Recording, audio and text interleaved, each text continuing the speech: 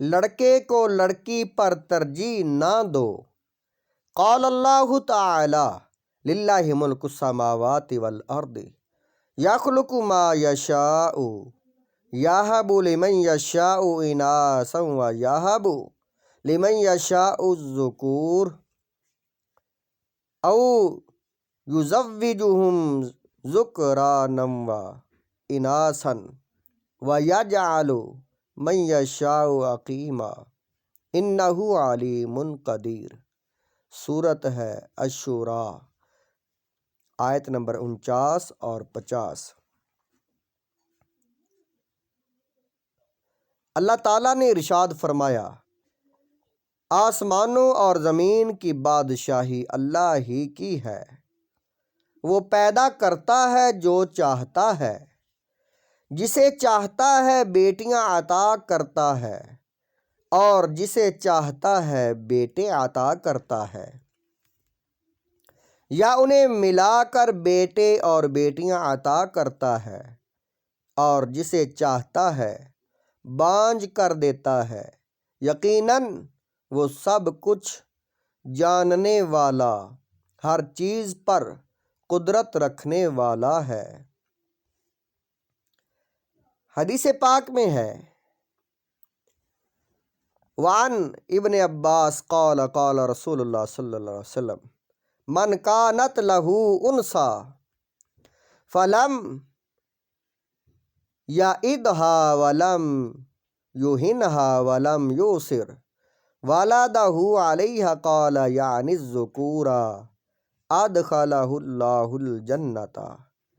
حضرت سیدنا ابن عباس رضی اللہ تعالیٰ عنہ سے روایت ہے، انہوں نے کہا کہ رسول اللہ صلی اللہ علیہ وسلم نے ارشاد فرمایا، جس کے یہاں بچی ہوئی اور اس نے اسے دور جہالت کی طرح زندہ دفن نہیں کیا، نہ اس کو حقیر سمجھا اور نہ لڑکوں کو اس پر ترجیح دی، تو ایسے شخص کو اللہ جنت میں داخل فرمائے گا۔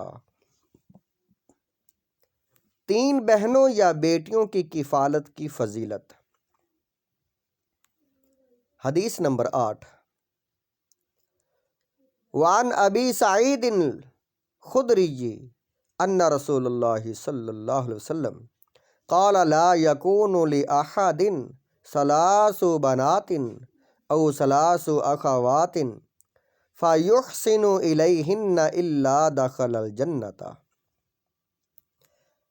اور حضرت ابو سعید خدری رضی اللہ تعالیٰ عنہ سے روایت ہے کہ رسول اللہ صلی اللہ علیہ وسلم نے ارشاد فرمایا، جس کی 3 بیٹیاں یا 3 بہنیں ہوں اور وہ ان سے حسن سلوک کرتا ہو تو وہ ضرور جنت میں داخل ہوگا۔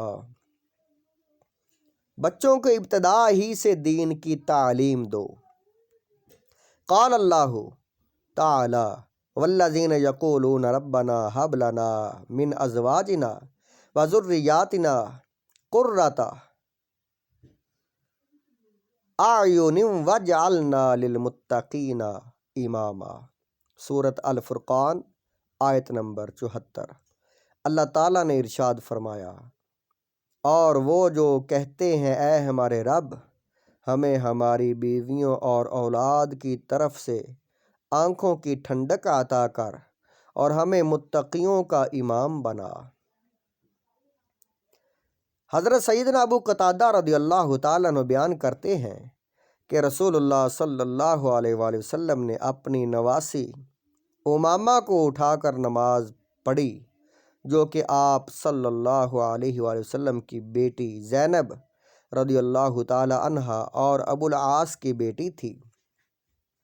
جب رسول اللہ صلی اللہ علیہ وسلم سجدے میں جاتے تو اسے زمین پر بٹھا دیتے، اور جب کھڑے ہوتے تو دوبارہ اٹھا لیتے۔ تقسیم کے وقت سب سے چھوٹے بچے کو پہلے چیز دینا۔ وعن ابی ہریرہ قال کان رسول اللہ صلی اللہ علیہ وسلم اذا اوتی بالزہو قال اللہم بارک لنا فی مدینتنا ومدنا वसाइना व बरकतन मा बरकतिन सुम्मा नावलहु असगरा मन यलीही मिनल विलदानी। और हज़रत अबू हुरैरा रदियल्लाहु ताला अन्हु से रिवायत है कि रसूलुल्लाह सल्लल्लाहु अलैहि वसल्लम के पास जब नया फल लाया जाता तो आप यूं दुआ करते, ए अल्लाह हमारे मदीना तैयबा और हमारे मुद और सा में बरकत दर बरकत फरमा। फिर वहाँ मौजूद बच्चों में से सबसे छोटे बच्चे को दे देते। नेक औलाद आँखों की ठंडक है। क़ाल अल्लाह ताला वल्लज़ीना यक़ूलून रब्बना हब लना मिन अज़वाजिना व ज़ुर्रिय्यातिना क़ुर्रता अअयुनिन वजअलना लिलमुत्तक़ीना इमामा। सूरत अल फुरक़ान आयत नंबर 74। अल्लाह ताला ने इरशाद फरमाया, और वो जो कहते हैं ऐ हमारे रब हमें हमारी बीवियों और औलाद की तरफ से आँखों की ठंडक अता कर और हमें मुत्तकियों का इमाम बना। हदीस पाक में है, अल्लाह के नबी सल्लल्लाहु अलैहि वसल्लम हज़रत जुबैर बिन नफ़ीर से रवायत है, वो कहते हैं कि एक रोज़ हम हज़रत मिक़दाद बिन असवद रदियल्लाहु ताला अन्हु की मजलिस में बैठे हुए थे कि एक आदमी वहाँ से गुज़रा तो उसने कहा, कितनी बासआदत हैं ये दोनों आँखें जिन्होंने रसूलुल्लाह सल्लल्लाहु अलैहि वसल्लम को देखा। अल्लाह की कसम हमारी ख्वाहिश है कि हम भी वो देखते जो आपने देखा और हम भी उन मौके पर मौजूद होते जिन पर आप मौजूद रहे हैं। इस बात से सैयदना मिक़दाद रदियल्लाहु ताला अन्हु गुस्से में आ गए तो मुझे उन पर ताज्जुब हुआ कि गुस्से वाली क्या बात है, उसने अच्छी बात ही कही है। फिर वो उसकी तरफ मुतवज्जे हुए और फरमाया, क्या वजह है कि कोई शख्स किसी मौका पर मौजूद होने की तमन्ना करता है जबकि अल्लाह ताला ने इससे गायब रखा, ना मालूम वो उस मौका पर मौजूद होता तो उसका क्या हाल होता।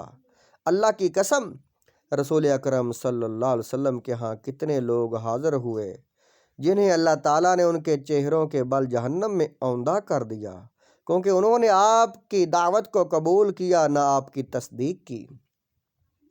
क्या तुम इस बात पर अल्लाह की तारीफ़ बयान नहीं करते कि जब उसने तुम्हें पैदा फरमाया तो तुम अपने रब के सिवा किसी गैरुल्लाह को नहीं जानते, यानी हर तरफ ईमान है और नबी अकरम सल्लल्लाहु अलैहि वसल्लम की लाई हुई शरीयत की तस्दीक करते हो।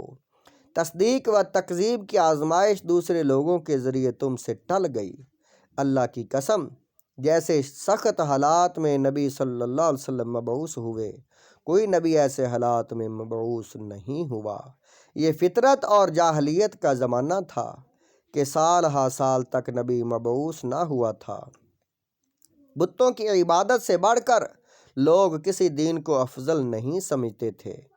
आप फुरकान लेकर आए जिसके ज़रिए हक और बातिल में इम्तियाज़ किया, बाप बेटे के दरमियान जुदाई कर दी। यहाँ तक कि ऐसा मौका आ गया कि एक मोमिन आदमी अपने वालिद, बेटे और भाई को काफिर देखता था और ख़ुद उसके दिल के ताले अल्लाह ताला ने ईमान के ज़रिए खोल दिए। वो जानता था कि यकीनन अगर वो उसका बाप और भाई हलाक हो गया तो दोज़ख में जाएगा, लिहाजा उन्हें देखकर उसकी आंखें ठंडी ना होती थीं, जबकि वो जानता होता कि इसका हबीब दोज़ख में जाने वाला है। और ये औलाद की मोहब्बत ऐसी चीज़ है जिसके बारे में अल्लाह ताला ने फरमाया, और वो लोग जो कहते हैं ऐ हमारे रब, ऐ हमारे परवरदिगार, हमको हमारी बीवियों और औलाद की तरफ से आँखों की ठंडक नसीब फरमा।